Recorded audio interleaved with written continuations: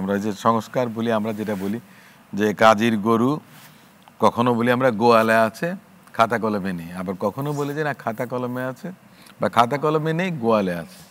বিষয় কিন্তু সে জায়গায় না।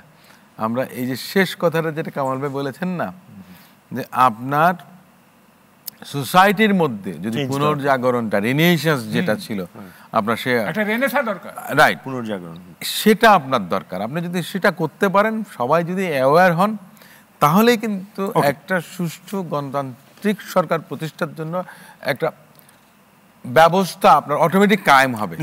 তারাই কিন্তু আপনার পরবর্তীতে দিতে পারবে, আপনি সেটা সবকিছু দিতে পারবেন। এনসিপি নির্বাচনের পক্ষে এই বিষয়টা নিয়ে কোনো মিসকনসেপশনের কোনো ধরনের সুযোগ নেই এবং কোনো দোয়াশা থাকারও সুযোগ নেই। এনসিপি নির্বাচনের পক্ষে, তবে এনসিপি চাই মৌলিক সংস্কারগুলো হয়ে নির্বাচনের জন্য, কিন্তু সেই সংস্কারগুলো অনির্দিষ্টকালের জন্য চলতে পারে না।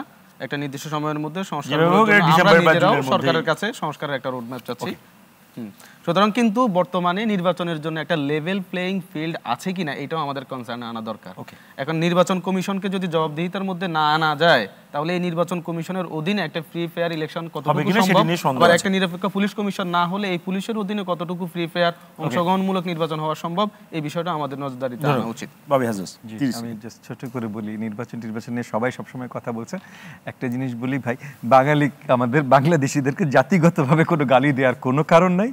ম্যাকলে 200 বছর আগে কি বলে গেছে আমাদেরকে, বেগার্স এন্ড চিটস কি বলে গেছে, বা চার্চিল 180 বছর আগে কি বলেছে, এটা ডাজন্ট ডিফাইন আস।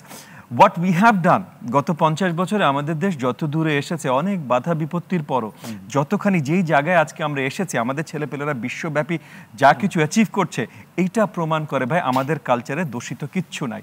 আমরা অনেক দৃশ্যগুলি এখন দেখছেন, অনেক দেশে না আপনি যে দৃশ্যগুলি এখন দেশে দেখছেন আপনার কথার সঙ্গে যায়। জি অ্যাবসলিউটলি যায়। আপনি যদি বিশ্বকে একটু ভালোভাবে দেখেন আর কত দেশে কি হচ্ছে, সঠিক সফলভাবে পরিচালনার জন্য নির্বাচন একটা অপরিহার্য অংশ। সেই নির্বাচনের জন্য একটা কার্যকরী ফল নির্বাচন হয়। আর হইল স্বাধীনতার যে ঘোষণা ছিল 3টা সাম্য, সামাজিক সুবিধা, মানবিক মর্যাদা, এইটা তাকওয়া অর্জন করা ছাড়া কোনো ব্যক্তি যদি তাকওয়া আল্লাহর ভয় তার অর্জন না হয়, এই 3টা গুণ তার মধ্যে বাস্তবায়ন করা যাবে না। এই জন্য তাকওয়াই হলো একমাত্র আদর্শ নেতা, আদর্শ সরকার গঠনের জন্য, আদর্শ মানুষ গঠনের জন্য তাকওয়াই একমাত্র পথ। মুক্তাদির, ইকতিদার আহমেদ, আপনি যদি একদম শেষ মন্তব্য করেন। যে অবাধ, সুষ্ঠু এবং যদি নিরপেক্ষ নির্বাচন যদি করতে হয়, তাহলে আপনার এটা করার দায়িত্ব হচ্ছিল নির্বাচন কমিশনের। আর নির্বাচন কমিশনকে সহযোগিতা, নির্বাচন কমিশনকে শক্তিশালী করার পক্ষে আপনার বাবু কামাল একদম শেষ।